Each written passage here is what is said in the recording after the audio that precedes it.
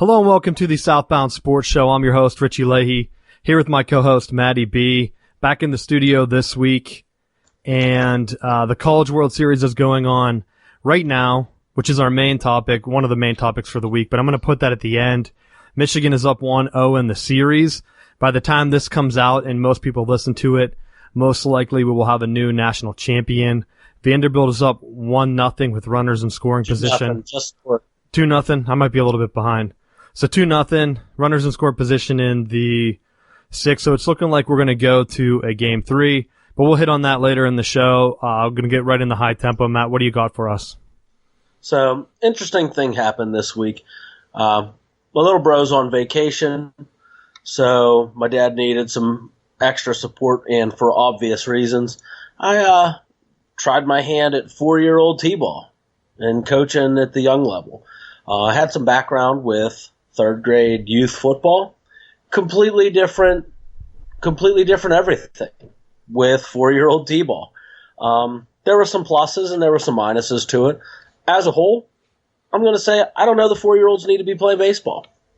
From a safety reason, that their attention spans were way too short, and I worry about because there were at least 2 or 3 times where kids just absolutely collided with each other.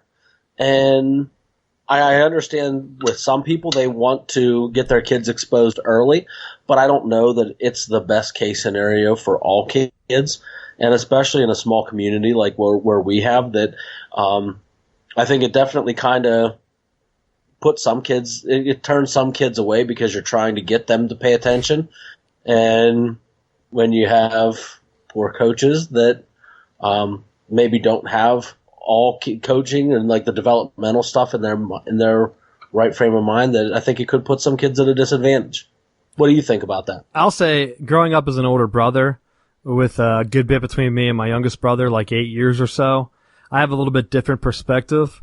And I think that when you're at that age, it's not so much teaching the skills as it is to teach almost social skills to your kid. Some kids don't go to daycare yet and things like that. So it's a good opportunity for them to learn how to listen to coaches and get along with their teammates and kind of just follow direction. So I don't have a problem with it. I think parents need to set their expectations, because I have talked to some parents that teach at that level or coach at that level, and they're of the mindset like, we need to get practice. We need these guys to be able to hit the ball and all this stuff.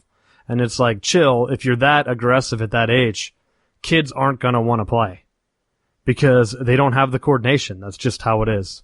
So I don't mind it. I think it's better. I think soccer's a good one too at that age. Baseball's a little bit tougher because I don't think a lot of kids can throw. So if you're a parent, I would recommend starting out with soccer.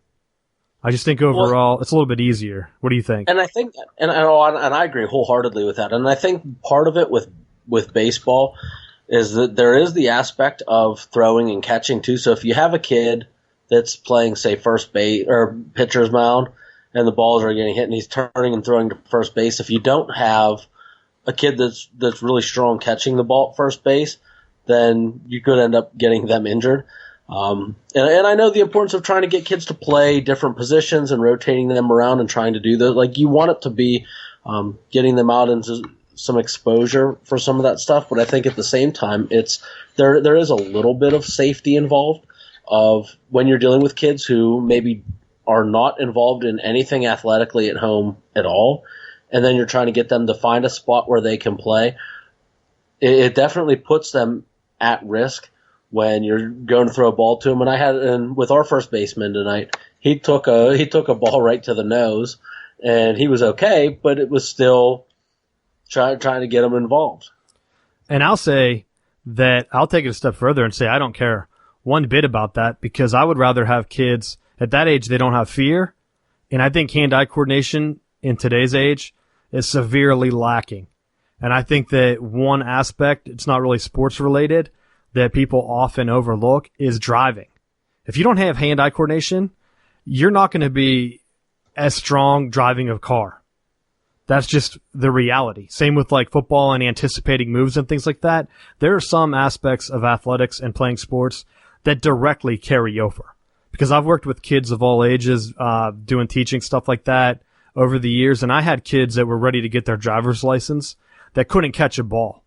And like, would you feel safe behind the wheel when they can't even do basic things like that? Even catch a bouncy ball, Matt. So at that age, I'm all for it. I know T-ball, that might be a tad bit too young, but I say go for it.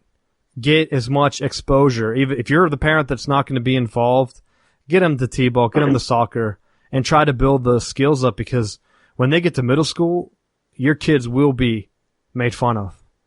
No matter how many anti-bullying things you put on TV, they're going to get it from both sides. So that's my final thoughts. You want to wrap it up?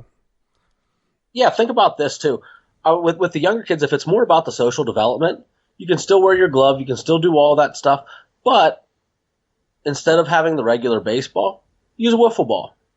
So, I mean, if you're using it purely for social reasons and you're taking some of the developmental stuff out, we had 2 plays where it was a throw and catch. We made 2 outs in 3 innings where everyone bats around.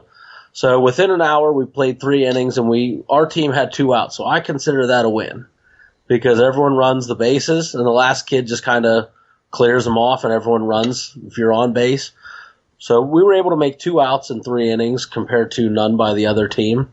And, I think using it with some of the safety concerns of using the regular ball, I wouldn't mind switching it out. Just my own personal reflections on it.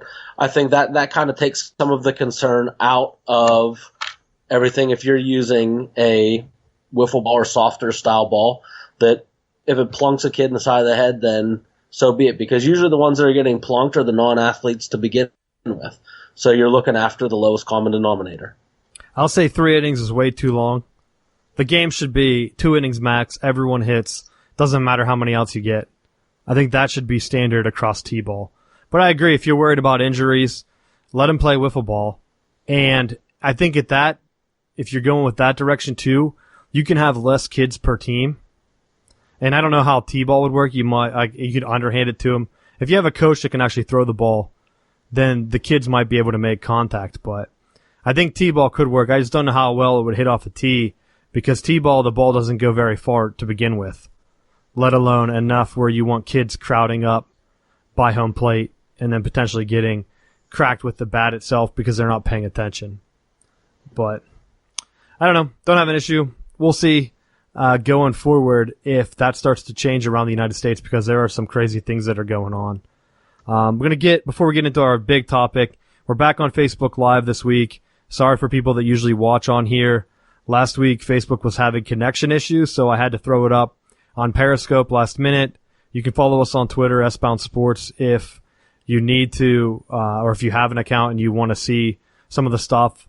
I've thought about putting it up on both. Right now, we only put it up on YouTube after. And if you like the show and you want to support it, go to southboundsports.com. We're working on becoming an Amazon affiliate, so by the time this comes out, if you shop on Amazon, you can go to our website, click on our link first, and proceeds won't increase your price or anything like that. Proceeds of your purchase will be donated to the show, and we can work on getting some better gear. I know last week had some comments come to me about the show sounding much better. That's because Matt and I were in the same location. So if we're able to get Matt a mic and some extra stuff, we could possibly have that quality all the time. So go to southboundsports.com. It will be in the right side rail if you're on desktop. On mobile, you'll have to scroll down. Look for the Amazon link, click on it, and then do your shopping. Support the show. Would greatly appreciate it. So let's get into our main topic, Matt. NCAA has come out. I don't know if you saw this, and they have threatened the state of California. And the reason being is California has passed a law for amateur athletes, college athletes, on getting paid for their likeness. And I'm a big proponent of this. I love this idea. I played college baseball. I've heard about it. I've talked about you get stipends. You get paid when you play college sports. I finally heard it mentioned. You never hear it mentioned on TV, except I was watching the College World Series. Like I said, we're going to hit on that later. And one of the announcers brought it up. They called it a per diem. And they talked about how the athletes for one of the teams, I can't remember if it was Michigan or Vanderbilt, how they went out and bought themselves shoes. And it just made me think back to the Shabazz Napier thing for UConn years ago where he said he didn't have money for food. Like, what were you doing with your per diem? If that's what the NCAA wants to call it, it's basically a stipend. You're getting paid. This California law will take it to the next level. Because college athletes, once you get that money, coach doesn't know what you're going to do with it. It's usually like a little envelope thing from the NCAA or from your university that has cash in it.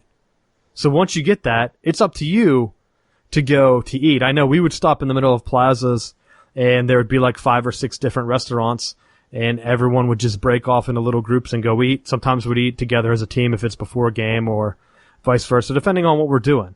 So NCAA is now going to look for a way to get players more money based on their likeness. Or actually not NCAA, the state of California. Well, it passed, and they're in the initial stages of getting it done, but the NCAA stepped in and threatened them, saying that if they start to pay players, they will think about making any school in that state ineligible for national championships. That includes Stanford, which wins that whatever that cup is every year where they add up all the championships in all sports. So Stanford wins a bunch of them. UCLA, USC, all gone if the NCAA follows through. And it's like a stalemate right now. But what are your thoughts on that, Matt? If I'm USC and I'm seeing the way that the NCAA doesn't seem to have a spine, I almost call them out on it and just say, see what you're going to do. I've kind of looked at this in the past, and in terms of the player likeness issues, I think it kind of the issue that I have with it is that it creates a system where certain players are going to end up making more money than other players, and we've talked about it on here previously, where you have the different tiered systems, or how do you do it so that it's evenly done, or compare it to schools that have higher alumni bases that may end up paying for things to attract students. That does that create, and I'll use, Michigan, Notre Dame, Ohio State, use the big Power Fives that have the bigger bases. If you have scholarship offers, and even looking at within the Big Ten or within the ACC, what attracts you to go to one of the lower programs within that system, knowing that I can go to, say, Purdue or Illinois as a football player, and maybe I can make a little bit of money compared to Ohio State, Penn State, Michigan, where there's bigger alumni bases that may end up paying more for my jersey, more for things that have my likeness, that I may end up getting more money that's going to boost my personal revenue. I'm looking at it from 2 ways, and I will say I did some research on this because one of the big money makers that a lot of people talked about were the video games.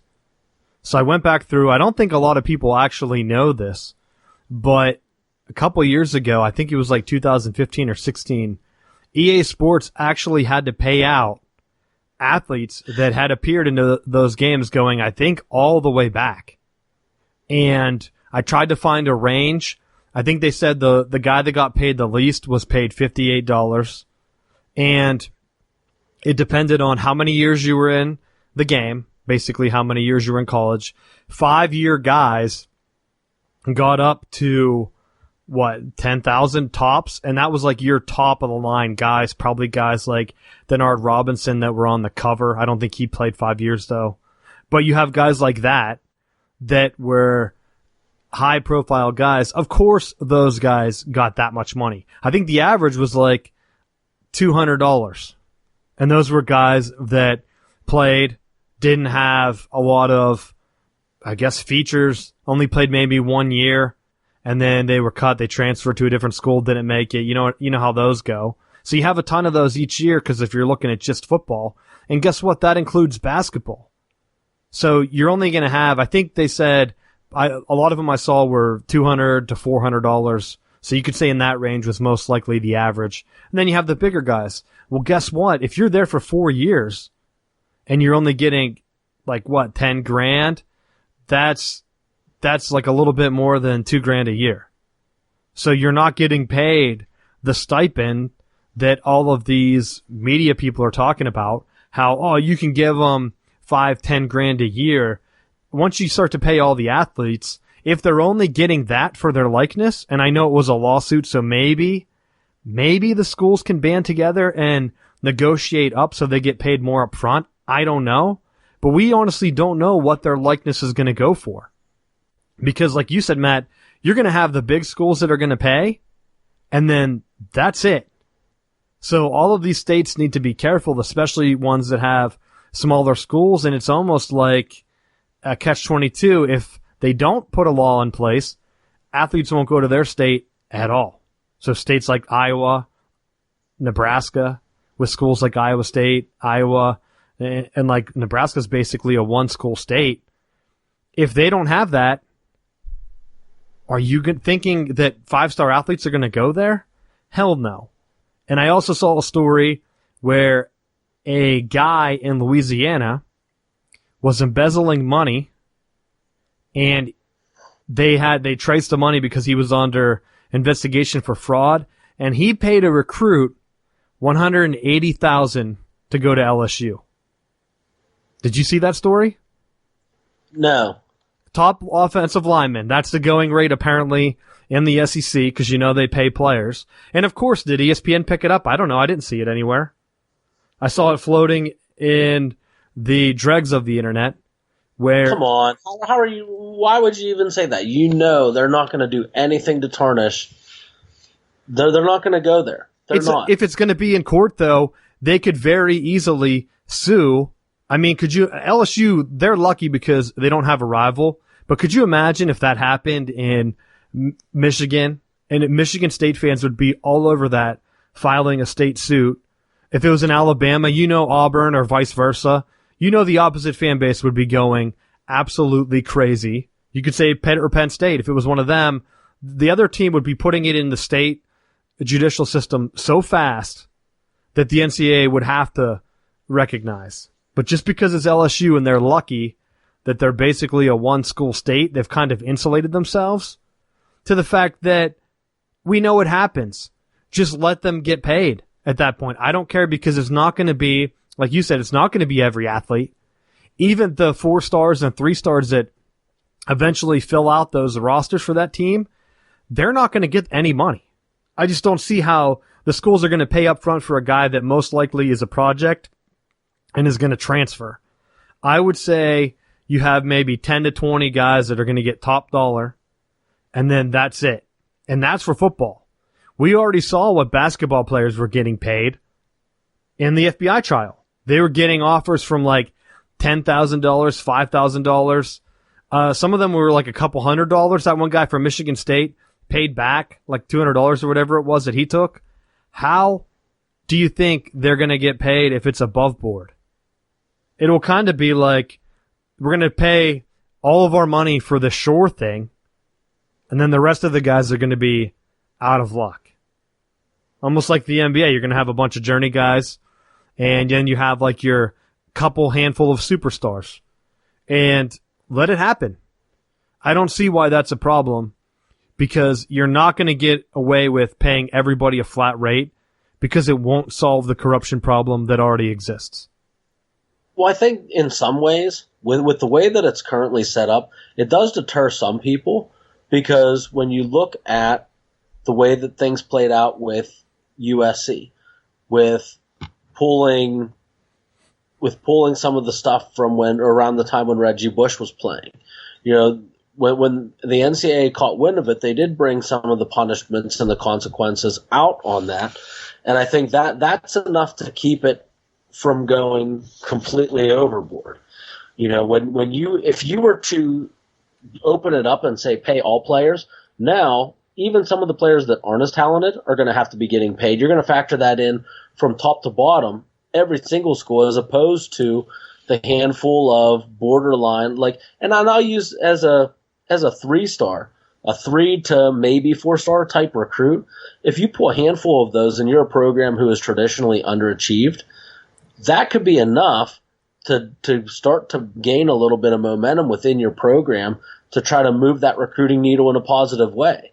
So it's if that's what it takes, that you bump a couple players as opposed to you don't have the money to pay for those guys in an open market because you're going to be competing with all of the other schools that have the deeper alumni bases and the deeper pockets. So you're going to be left with a tier of haves and have-nots, similar to what you already have with the Power Fives and the non-competitive ones, the UCFs that consistently get left and who's not five conference.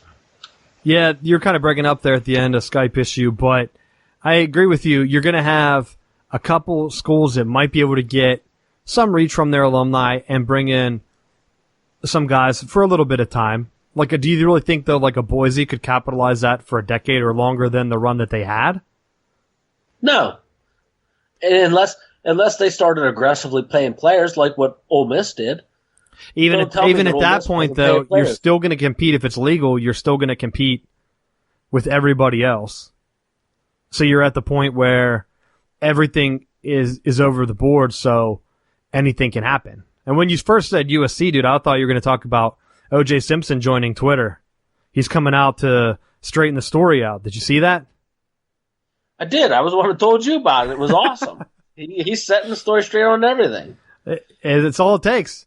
You have a voice. I'm surprised he was quiet for that long. He waited for the 8 documentaries to be made about it recently. And to be honest, pay the guys, because if you have the money and the schools want to see it, let it get done. It inspires pride then at some point into schools. And it'd be interesting to see, because there are a lot of guys that don't go to any of the major schools. I mean, I didn't at first. I didn't go to grad school. So, like, who are they going to, like, help pay if they have a successful business or something? What's going to happen? So you're at the point where something has to budge, and I hope they pay players. Well, now let me throw this at you, because now I'm going to throw a wrench in your engine. Go ahead. Say Michigan signs number 1 rated quarterback. You're going to pay him. He decides after a year or two that he doesn't like Michigan and he's going to transfer out and hit the transfer portal. Who picks up the tab at that point? Does he continue to be paid by Michigan because that was the school that paid him, or does it go to the new school? How does that payout system work going from school to school? Because now that you have all these kids in the transfer portal, now you're going to have to be dealing with that issue as well. Well, I heard an interesting tidbit before I answer your question about the transfer portal. If a player joins there, they're effectively giving up their scholarship. So I would assume, and it's new, and I guess not a lot of athletes know it, but if you enter the transfer portal, let's say Penn State had like 20-something people enter the transfer portal, James Franklin can now go in and oversign with this next recruiting class. Maybe he can sign, how Harbaugh's been pulling in like those 30-people classes because he has people transferring out or a bunch of them going pro, like Devin Bush early. You have that, and now you can fill it. And whenever the guys say, hey, in the end we didn't end up transferring, he can say, guess what? I already filled your slot with a 5-star guy. You're gone. We don't want you back. You already entered the portal. And I would assume that if the paying players goes through, it's going to come back to that same type of thing. Like, hey, we're paying you up front. If this goes legal and teams are able to do it up front, they're not going to give them a lump sum of money like they've been doing. It will be like, hey, you come to Michigan, you perform, we're going to give you $100,000 a year or whatever on top of your scholarship, something crazy if you're a top recruit. And if he leaves, guess what? He only gets the first year, kind of like a signing bonus. And I would assume that the school's also going to have almost like the NFL contracts. I don't think these will be guaranteed. So if you get in, you get hurt, you transfer, let's say you don't make grades, I think they'll be cut. And I think that's probably why the NCAA wants to get out ahead of it, because they don't want to be in a situation where we're having the same type of stories that the NFL is having. It seems like every couple of years where they are putting together people that are saying like, hey, we need to get paid more, we should get paid more. But what are your thoughts on that? I don't know.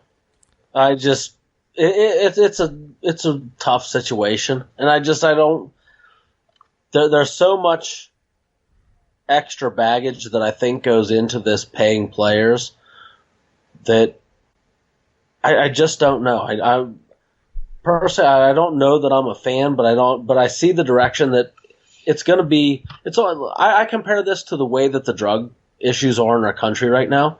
That is the answer just legalize it to make it go away? Does paying players outright, does it make it go away? I don't know. I don't know that solves the problems, because I think in doing so, it creates a lot more problems. There's a lot of stuff going on right now with the Democratic primaries, with people saying eliminate school debt. Well, if you're paying all these athletes, what does that do to the student tuition and everything else that's going into these universities? Because if universities are now having to pay at the student athletes, are you going to close programs so that you don't have to pay them? Does that do away with some team sports? Does that raise tuition rates for other students that may not have an opportunity to go to school? I don't know. I don't know that paying players is the right answer. And I don't know about all that paying off student loan or making college free, because I just don't see how that would work. But that's why I think you go with paying likeness. If you have a female athlete that can get paid, let her get paid. If you have a star football player that can get paid, get paid. I looked at Vanderbilt because they're in the College World Series, and I didn't remember them having success in other sports. They don't play a lot of sports. They only play it's less than 10 men's sports from what I remember, maybe 6 to 8. And the rest of them are women's, and it's not even a lot of women's sports. The only thing that they do is try to make money in football, and they get a ton of that SEC television contract money. And that's basically it. So why would they worry about paying other athletes? Could you imagine if they have a wealthy alumni network, which they do, it's Vanderbilt, if they started to play top football players? You pay them, have them come out, and see what happens. That's why I don't think if the NCAA goes and they say, okay, every athlete gets $5,000, the school has to pay it, it doesn't work. The same system is going to happen. You have to pay them based on their value. Just lift the restriction. I know that I don't think you get donation as write-offs anymore to colleges, but that would be the incentive in the past. You donate to the athletics department, you say, hey, this is for paying players. Boom, here's my $5,000 a year. And if we start losing, or I find out that you're diverting the money, whatever, I'm going to pull back my scholarship. Because that's what people do now. They say, hey, this is going to go to the football team, and you have to use it my way, or you don't get it. So, I don't know. Random question. I don't know if you know this. Is Vanderbilt a military-connected school? I don't know that. They're private, though. So I don't know if that has anything to do with it. I honestly have no idea. I know they have a big law school. I think that's like their calling card. So I don't know if their school is a similar program to like the Citadel. I don't think it's like the Citadel. Some level of military connectedness. I don't think that they do, off the top of my head. I don't think any of the major programs do, unless they have, I'm sure they all have ROTC programs.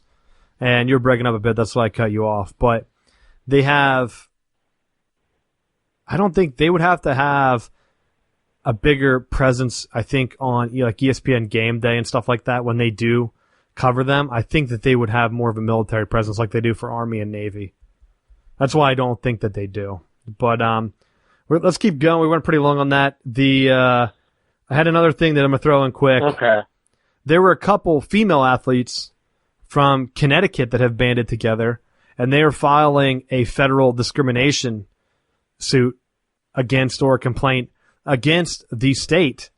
And this goes back to, like you said about paying players, Matt, because their complaint is that by letting boys run girls track, they weren't able to make states. A couple girls said that they were cut, because you can see the state board, okay, we take the top 10 or whatever. If you allow 4 boys to run, those 4 girls get pushed out. They know who they are. And their accusing the state of costing them scholarship money. Because it's not only that, if you can't perform at the state level, a bunch of colleges don't see you. And if you lost your spot, now they actually have damages. Because now those girls can go and say, hey, I'm going to enroll in UConn. I know what the tuition is. You cost me whatever, $30,000 or whatever it is. It's more than that to go over your career. But whatever the cost of a scholarship is, now they have a monetary number that they can pursue. So it's going to be interesting. I'm surprised it took this long because Connecticut's not the only state that this has been affected. We talked about it a few weeks back. I just don't see how it's fair if it's scientifically proven to be almost steroid-like and steroids are illegal. I just don't see how they don't win this federal case. But do you have any thoughts on that? Are you still there? Are you connecting? Good for them for fighting, for advocating for it. Yeah, I'm here. All right, go ahead. You there? Yeah, I got you. Okay. I just look at this whole scenario like it should be a no-brainer. When you're allowing people to declare and undeclare what their gender is, it hurts across the board. And with those, good for those athletes that are trying to file the lawsuit. And I hope they win. Because definitely they're at a disadvantage. So I hope that it goes through and I hope that they get compensated. Yeah, it's crazy. We're talking about paying players and then you have a scenario like this. And if that's the case and you're talking about paying female athletes, they have to get paid the same or whatever, it's going to be so hard to validate that. And then you add this wrench into it as well because they have boys running track that haven't had, they're not taking the estrogen or the testosterone suppression, and they didn't have the reassignment surgery, which you have to have one of those two, I believe, to compete in the Olympics, or at least you had to. Whenever we talked about it a couple weeks ago, they had put it on trial in Germany or Norway or one of those European countries. So if it makes it all the way to the United States and it goes up to the Olympic level, it's only going to take a couple of years for these high school kids to be in college. Where do you go from there? We'll see. That's another big wrench. They have to answer both those questions.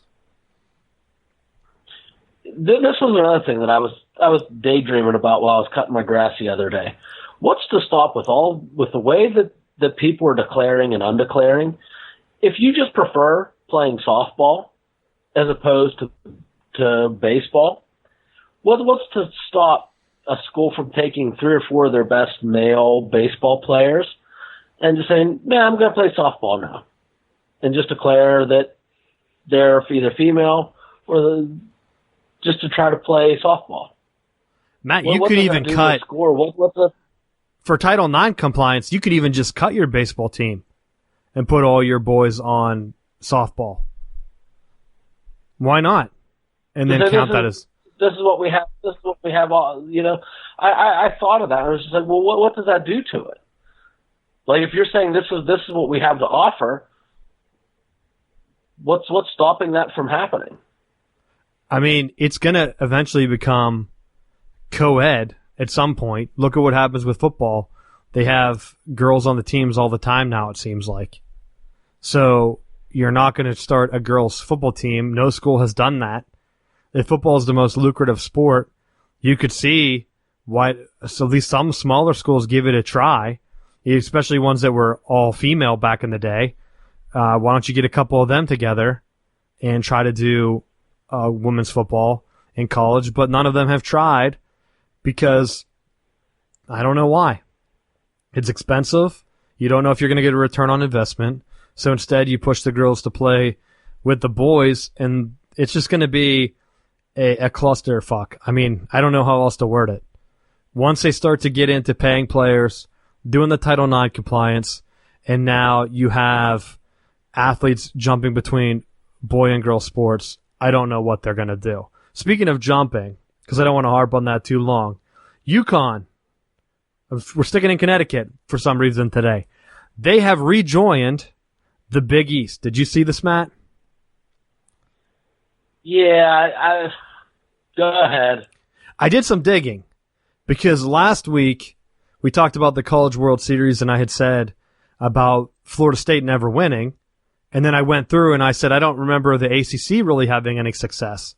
And from Wikipedia, and that's not a good source, I know off the top of my head, could have been edited, but I believe that they've only had 2 championships in baseball, the ACC.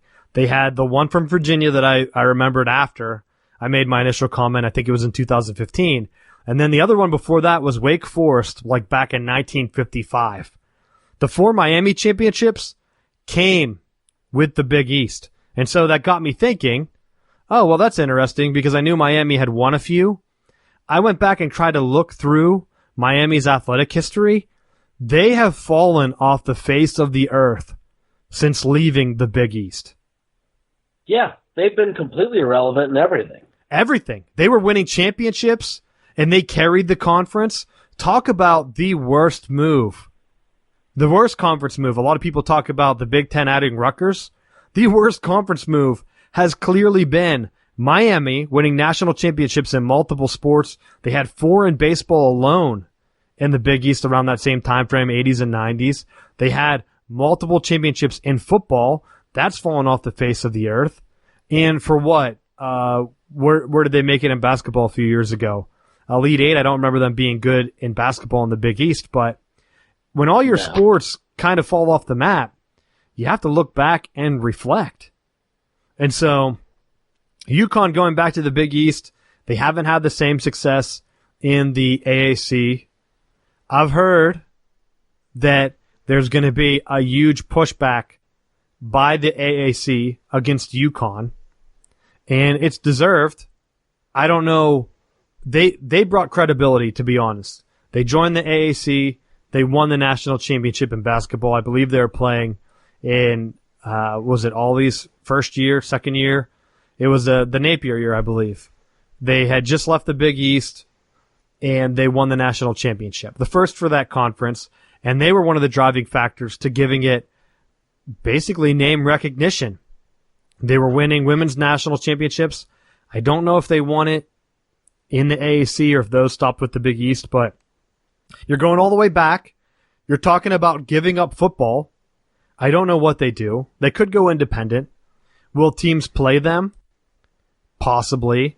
I could see a scenario where UConn goes independent in football, and I thought about it, and I did a search on West Virginia, and some people were even throwing this theory up too.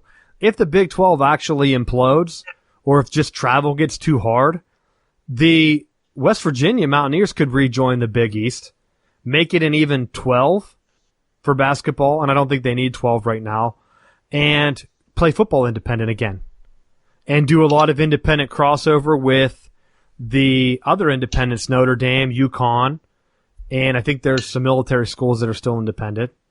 And why not? See what happens.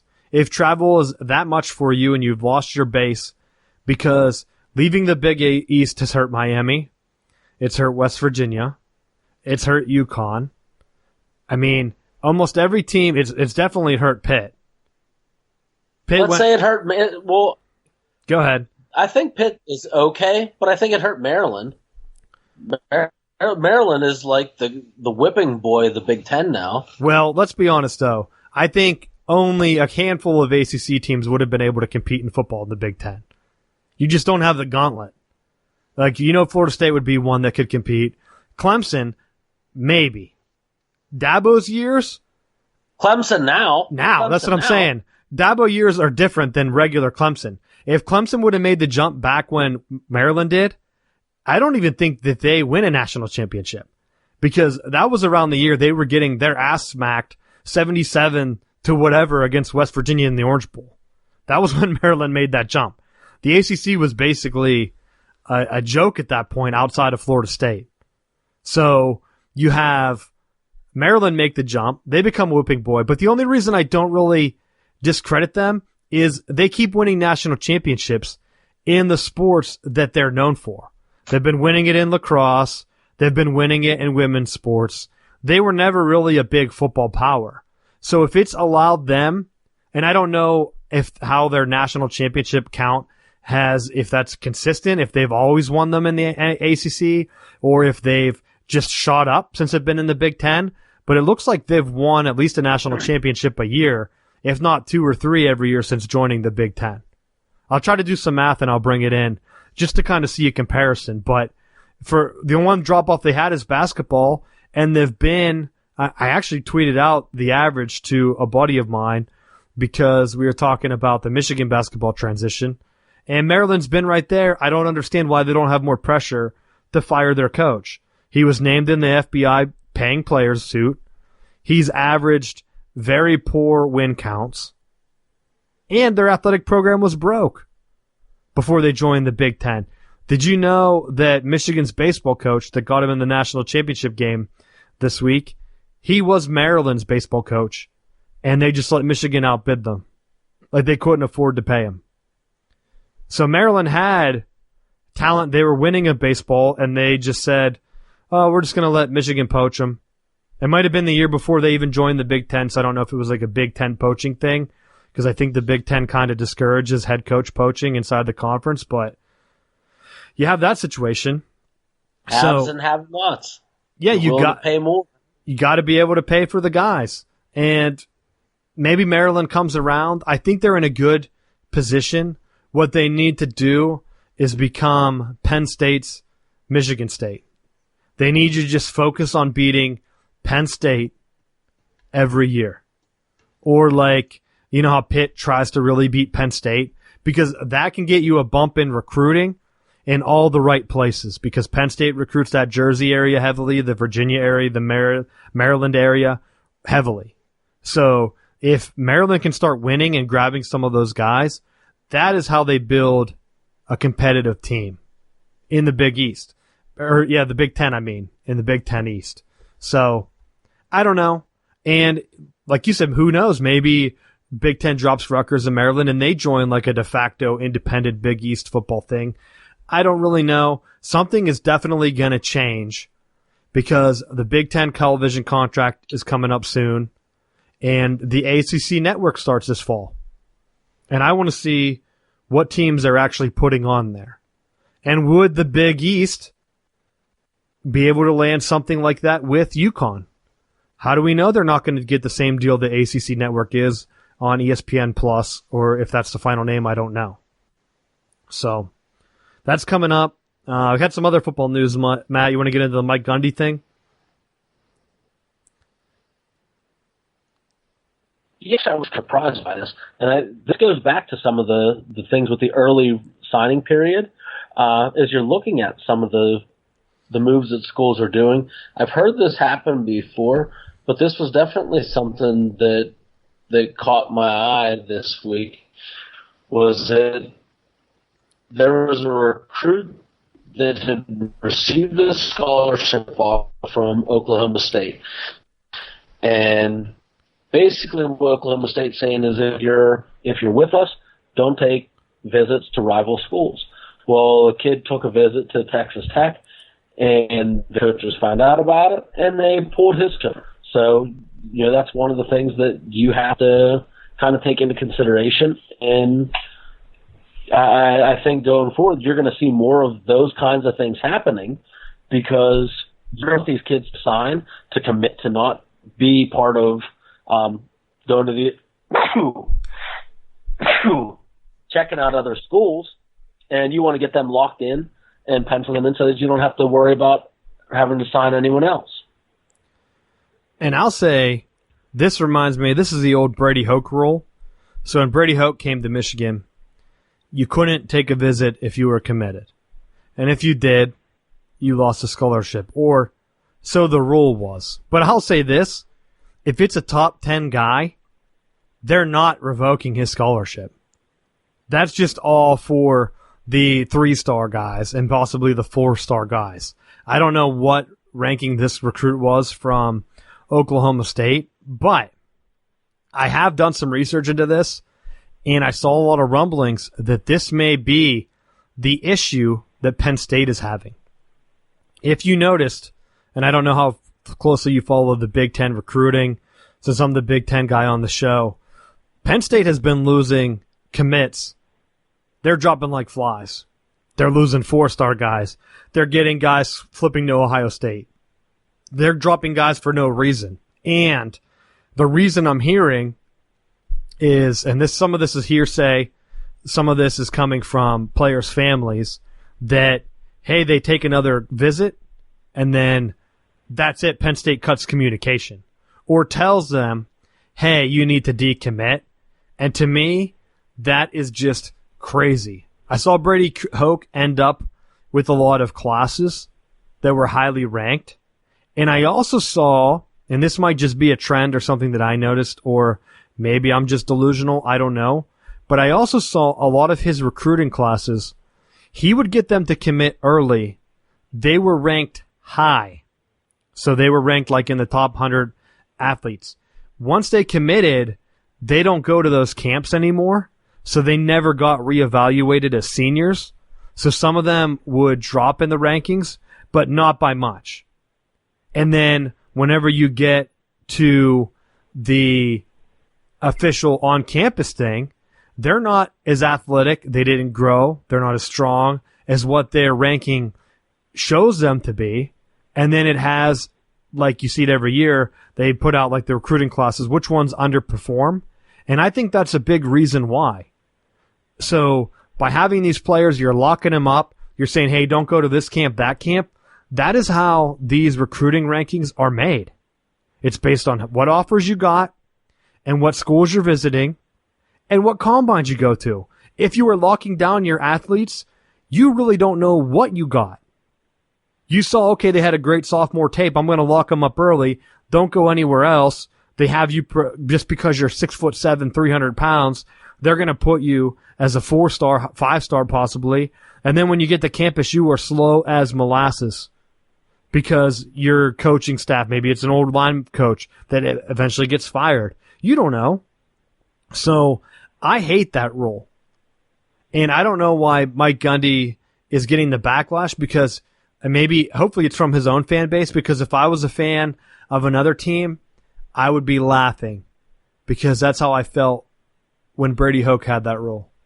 What a joke. I think it goes on at Clemson, and I think it's going on at Alabama, and I think probably with some of the other programs that are more that you're not hearing about. I'm sure that it's something that's happening more and more because of the early signing period. There's a lot of pressure to get these guys to sign on the dotted line in December. But Matt, it doesn't make any sense, the rule, because what they're doing, and I'm sure they're doing it, but like I said, they're not doing that for their top players. They just aren't. Because if they would lose them, they're going to do anything to be buddies. Because they're going to say, hey, you know what? Like, let's go out. Like, you want to hang out. You want to be best buds. Like, yeah, sure, you can go hang out over there, see how lame it is, Check out what we're doing. They're probably tweeting them pictures of, like, their tailgates and stuff while they're at whatever school. And then you're there, and, like, what could happen? What could go wrong? You don't know. But remember that this is also, it wasn't like this is an Oklahoma State recruit that then went to Michigan, went to Florida State, went to, some other conference. This is within the conference. It's within your rival. You would hate for one of Michigan's recruits to then start taking visits at Ohio State. You don't want that opportunity for them to put that impression out there. So I think where you're looking at within conference, within rivals, no, you're not going to go to the rival, because if you go there, then get the hell out, because you don't understand what this rivalry is. But Matt, we would have lost the safety last year, the 5-star big safety. His name escaped me now because I haven't looked at the roster for a while. But he took the visit to Alabama late. He was committed. Harbaugh could have said, you go to Alabama, we're not going to talk to you anymore, or whatever they're going to do. Instead, he goes to Alabama. He talks about decommitting. He's going to go to Alabama now, he thinks. Instead, Harbaugh just calls him, like, hey, what did they do that you liked there? Like, what stood out? And then he came back. Guess what? Alabama thinks they have him. They're going to flip him. And he never flips. If he had that role, gone. The highest rated guy in the class. And it's a gamble. Scenario. You're going outside of the conference. I'm saying it happens because they just had one. They had the same thing with Ohio State. Ohio State. No, they had one with Ohio State. They actually had two. I think Michigan got one, and I think Ohio State had the other one because one of them was a wide receiver that Ohio State wanted to play baseball as well. So, and then Michigan landed him, and I don't know if he's playing baseball this year or not. I think Harbaugh said that he is. So he might even be in Omaha right now. And he was down to Ohio State. He went to visit him, came back. I mean, you're going to have it, and that's why you're looking at two of the top programs. They're going to fight for guys. A lot of the guys are from the same state. It might be different if it's like a kid from Iowa going to visit Iowa. But whenever you're the top dog, you got to act like the top dog. James Franklin should not be telling kids not to go to Maryland. He should say, hey, go to Maryland. Go check it out. Go see what their workout facility looks like. Because I know Maryland hasn't built theirs yet. So what are they going to show them? The basketball facilities? I don't know what James Franklin's afraid of. As he's cutting players and telling them not to take visits, he's losing guys to Ohio State, which is a school that I think he can recruit with because he's proven it. You can't just cut him off and then they're going to say, well, that seems dysfunctional. Hell no, I'm not going to go back to Penn State. And maybe there's bigger issues there. I don't know. Mike Gundy's a little bit different because they're at a smaller school. And yeah, you might not want them to go in-state to Ohio or Oklahoma. Maybe it's different for Michigan State. As a Michigan guy, maybe I just assume that we can just woo them with great academics and great facilities and coaching and stuff. Maybe we can. Maybe other schools don't feel like that. I don't know. Do you feel like Florida State loses out guys to Florida like that? I would say 50-50. It's a competitive ground between the three big schools there. And when you look between Florida State, Florida, and Central Florida, they're equally competing for some of those athletes. So it's tough to say, does that hurt? I think down there's so many athletes that it's not as much an issue. But for a school like Oklahoma State that has to be selective with who they're recruiting, Matt, they're right beside Texas. You don't have. But Oklahoma, hell, Iowa survives on Texas recruits. They don't even play any games in Texas. But when I think of Oklahoma State, I'm looking at and I'm thinking about their second tier guys. Their guy, like a lot of the guys that they're getting are comparatively to Pitt. They're going to be guys that they get passed off of the bigger schools, and that they end up like they have to when they're looking at their recruiting board, they got to say, okay, here's the guys within Oklahoma that are going to go. They're going to go to Oklahoma first. They're probably going to go to Nebraska second, Texas third, or vice versa. Take your pick, and then we're gonna. And then now this is the pool that we're going to have to look at. Like they're not. Don't tell me that they're going to compete with Oklahoma right now, head to head for recruits. They're not. So within the recruiting board, they may have to be a little bit more selective and say, if we're taking 10 to 12 guys in a class, they got to make sure that the guys that they're signing are all in to Oklahoma State. So if they're telling them, and this goes back to the communication. If I'm telling you, hey, I'm going to offer you a scholarship, but you got to be in for us, and you got to pull for us, and you got to recruit for us. And if you go to any of our rivals, it's off the table, and you go, yeah, I'm in. And then I give you that scholarship, and then you go somewhere else, then guess what? Choices have consequences. I think it's a bigger thing, though, because to me, it seems like the coaches are two-faced. Because they're saying, commit to us and prove it. But yet, they're talking to other recruits that are committed to other teams. They're trying to flip guys. Some of them don't even have committable scholarships. If Mike Gundy gets I don't know what position this guy plays, but let's say he plays receiver. If some 5-star receiver lands on his lap because Oklahoma doesn't have enough room for him on signing day, you really don't think Mike Gundy's going to be like, yeah, we're going to go ahead and get ya. I mean, it just happened, like you said about the Ohio State Michigan. Michigan just got one of the top quarterbacks in a class because Ohio State said, hey, we're only going to take one guy and we're not going to make our decision until July, so don't take any visits or whatever. No, I don't even know what they were doing. I don't think it was even a visit sting. They were saying, hey, we're not going to talk to anyone until July. And then they send out pictures of another quarterback recruit at their facility. And then the guy says, you know what? I'm going to see what's going on. And they're like, yeah, we don't know now. And then he commits to Michigan. And I think there was a very similar situation with the Notre Dame recruit that also went to Michigan. You play these guys around, and if you're not honest with them, they're going to see right through that bullshit. And we'll see what happens with Ryan Day. If he's already doing that stuff now, sure, he might be able to steal a couple of recruits from James Franklin, but James Franklin's been doing it for a while. This is Ryan Day's first year as a head coach. If Ohio State ends up going 7 or 8 wins this year, do you think he's going to be able to pull that bullshit next year? No. No, and he'll be in a Gundy situation, and so then we'll see if that happens or not. I think Gundy doesn't have to do that. He's been there for a while. He's proven he can win. They got kind of ripped off in the national championship that one year they lost to Iowa State. They should have played in the national championship instead of the LSU-Alabama rematch. I believe it was that year. I could be wrong. But it didn't happen. He needs to be able to take the next step. He's been close before, and it just hasn't happened. So go ahead, get that figured out, and I think stop this bullshit stuff and keep it going. Do you think Mike Leach has a role like that? I don't think so.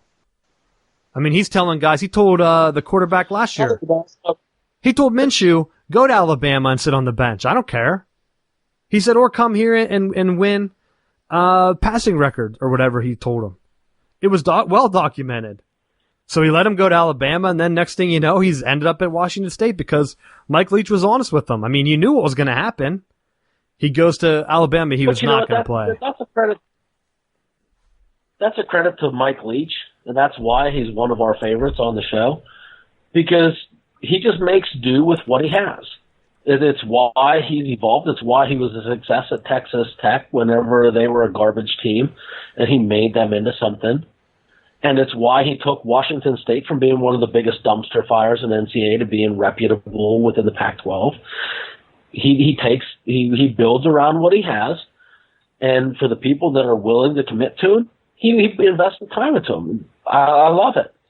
And I'll even throw you a dumber rule that I thought when Beeline was here, and I know there's some bad blood with him and some Michigan fans now the way he left, but he had a rule that if you didn't come on campus and do like I believe it was the academics tour to get your transcripts in order, he wouldn't offer you a scholarship until you came on campus. So you could have 5-star guys that are like, man, I really like Michigan growing up. I live in California now. I'd love to get a scholarship from them. Maybe I'd come up, and he'd say, nah, you come up here first and then we'll talk. Almost like a backdoor deal, trying to get guys that who knows how many top guys he could have gotten if he didn't have that rule. They were in on a handful, and sure, he developed great guys. Sure, he was in the Final Four, national runner-up twice. You would think that he would have been able to get higher recruits, but you have weird rules like that. I'm not saying it works for you, not saying it works against you, but if the athletes are going out and they're seeing what every school does and your school's acting weird, it's going to rub them the wrong way. So, we're going long, but I wanted to hit on the World Series though before we ended. What are your thoughts? Do you watch any of the games going up? I know Florida State got eliminated. They hired, what did you think of their hire first off before we get into the games? Well, I'm going to say this.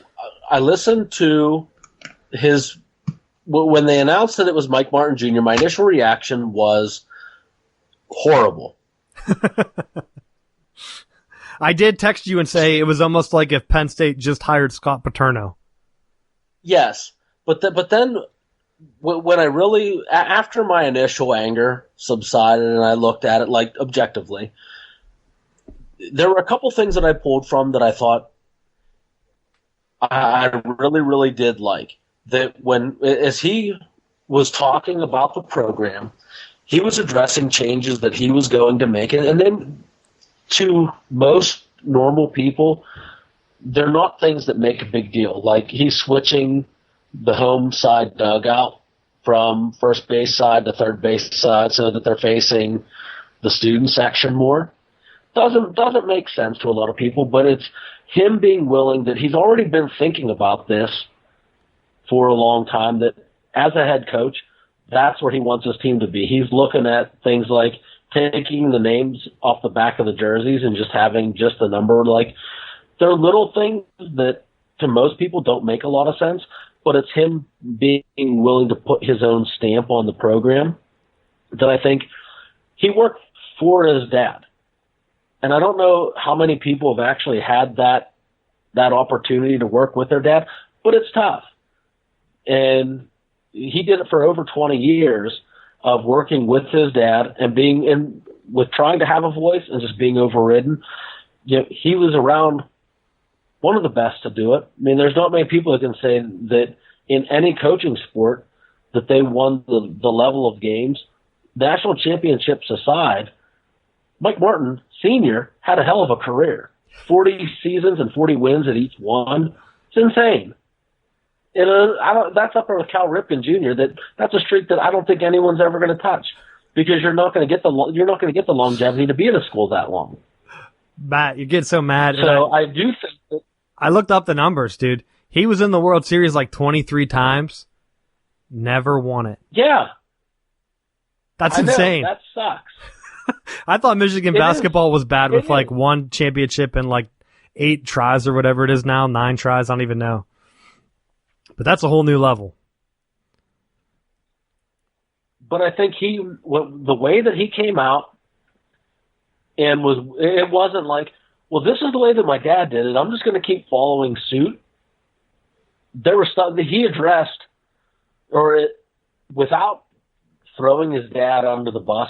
I felt like he was talking about making moves and making changes within the program that says he's been thinking on it.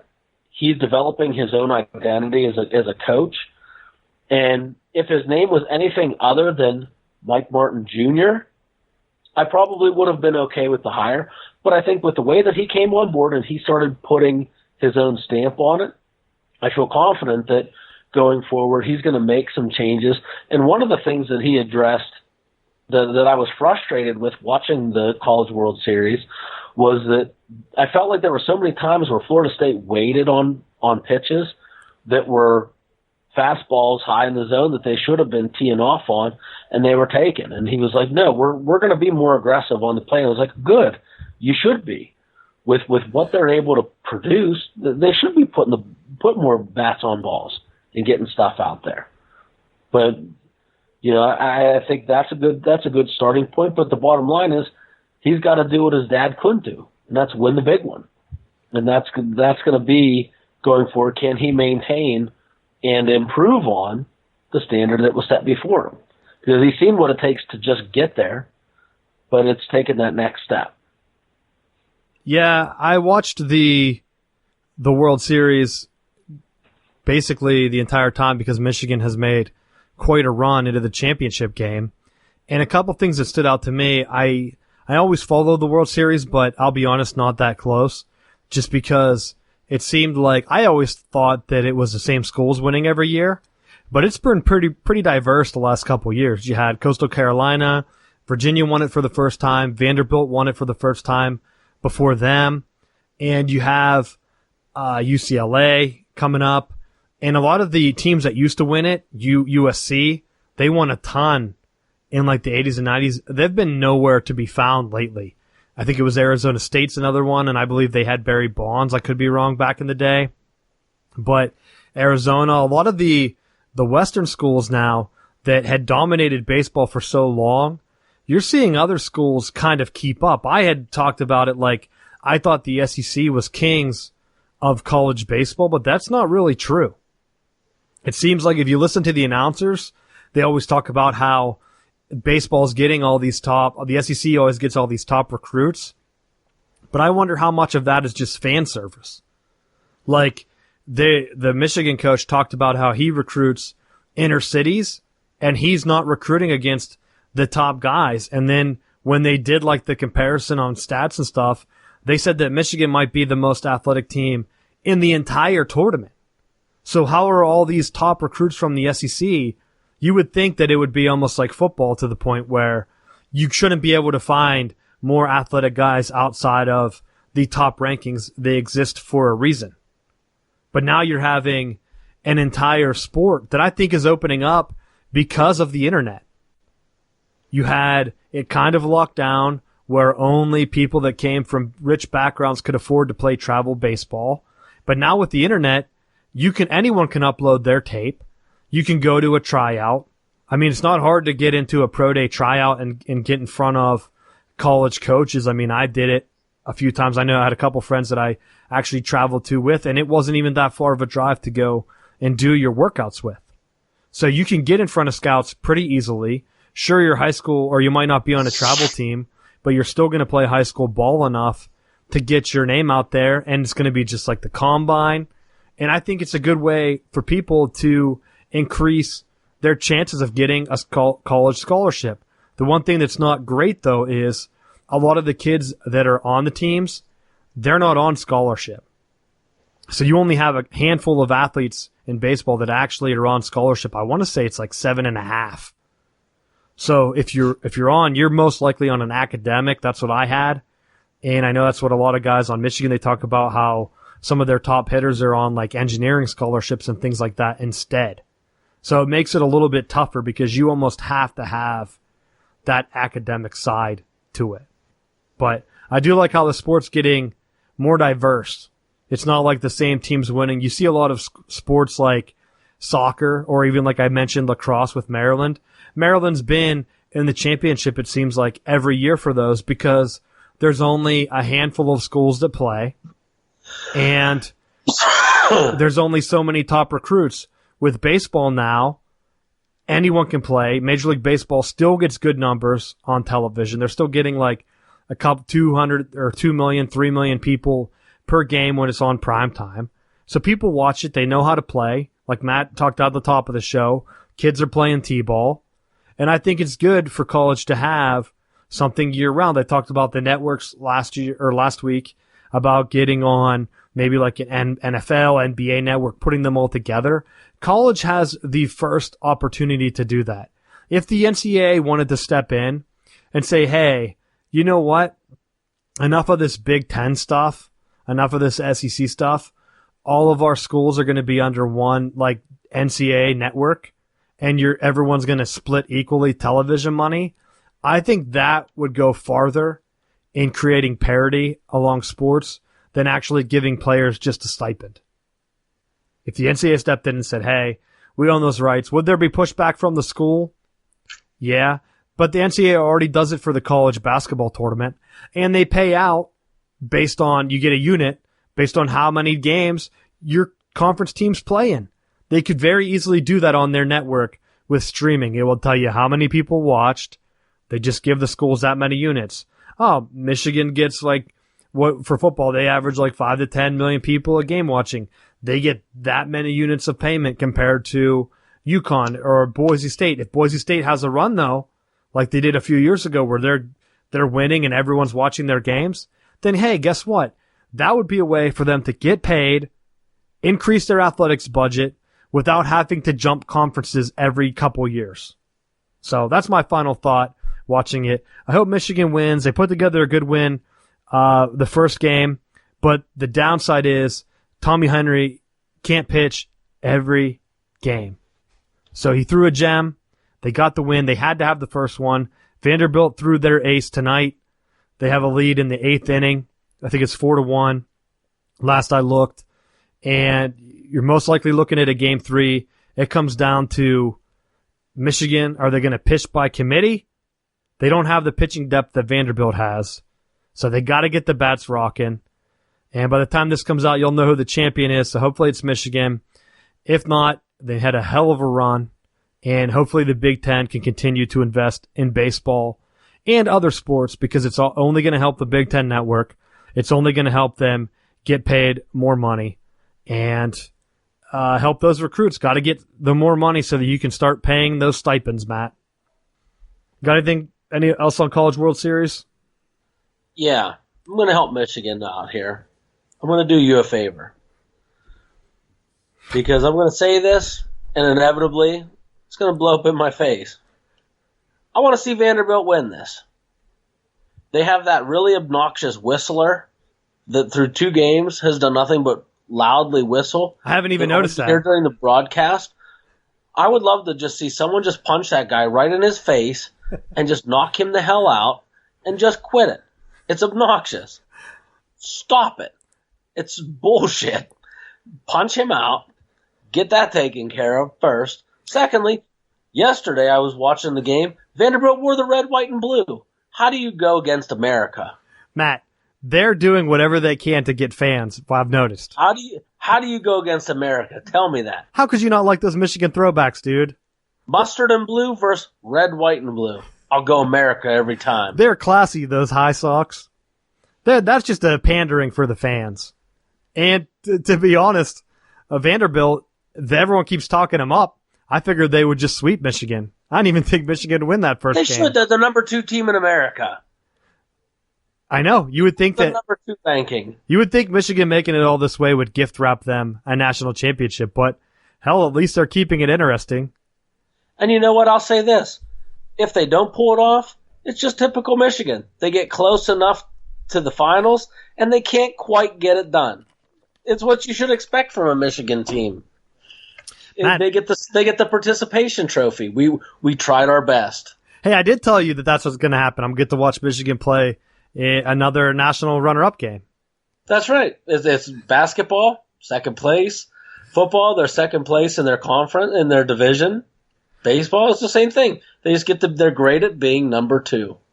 Our best hope is always going to be hockey right now, because you recruit like you're number 2, you're going to stay number 2. Baseball, I understand. It's hard to get guys to recruit up north. That's why no team in the Big Ten has won it. Actually, I looked. The Big Ten has more national championships in baseball than the ACC, which is sad. And the most are from Minnesota in the 1950s, which is also sad because Minnesota used to be great. The 1950s and 60s, those were their years. Could you imagine being a Gophers fan and thinking, wow, this is never going to end? And then guess what? Your kids are like, holy shit, did that end hard? Now we're nothing. And so they have 3, Michigan has 2, and Ohio State, of course. Ohio State won the last one in 1966. So it's been a long time, Matt. No Big Ten team has even competed. I think Michigan's the only softball team in 2005 to ever win it all. So if they can win it, great. Awesome. Hopefully they can get some new recruits out of this and keep coming back. I don't want it to be a 1-year fluke where even if they do end up pulling this out, I don't want them to then go like 10-40 next year. And then the next year after that, like 15-40. I was really scared that Florida State was going to try to hire Bakich. I heard that some boosters gave a pushback. I don't know if you heard this, though, that they wanted Florida State to hire a coach that had ties recruiting in Florida. You would think that a guy that's been successful everywhere he's gone, they would have higher on their list than a secondary coach, but who knows? Maybe they're fine with being runners-up in baseball. Win the ACC, losing the World Series, lose to Texas Tech, whoever else they lost to. They lost to Michigan, huh? You would know a second-place team. I'll take your advice. Join the club, Matt. I noticed Florida State is living up to their name as a women's college. Only women's sports championships.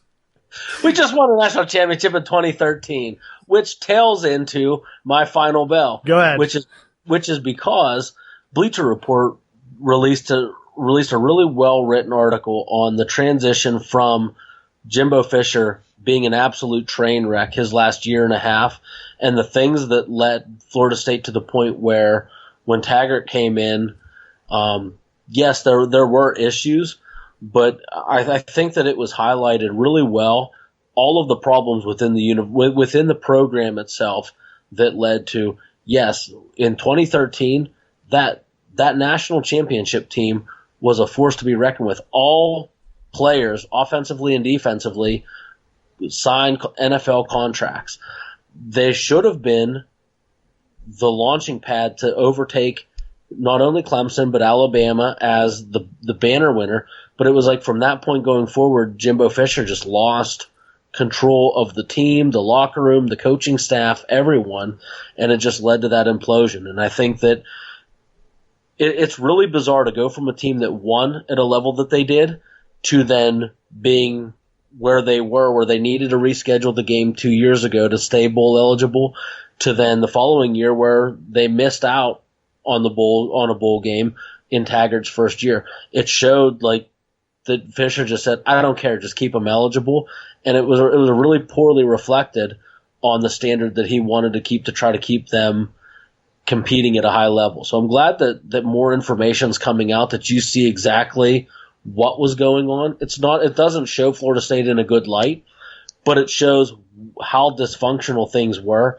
And I think that they're progressing in the right direction. And I have support in Taggart and Kendall Browse going forward. I'll say this, I know we've gone long, but I also wonder how much of that was outside of Fisher's control, because they were getting slammed in the media, and I'm not going to go either way on this because I know it's a hot topic, on the Jameis Winston stuff. I know I always make fun of him, but it's hard to have leadership in the locker room when your teammates are all getting attacked by the media every day. So I'll end it with that thought. Again, check out our site, southboundsports.com. Like I said, you can support us by shopping on Amazon. That will be up hopefully by the time this posts on iTunes. I'm still trying by clicking through the website. If you just go to Amazon, it doesn't help. Yeah, you go to southboundsports.com. Through us. Click on the Amazon link, and then continue your shopping like normal. And I know you guys are a bunch of perverts on here that are listening to us, so we're not going to know what you buy. So keep buying all your pervy stuff, and we'll just collect some funds to help us buy some good stuff for the show. All right, we'll end it on that. Looks like Michigan's going to lose this game, so it's going to go to a game 3. So good luck to them going forward. Hopefully it's a hard-fought game. Go Blue, and we will see you next week. Thanks for listening.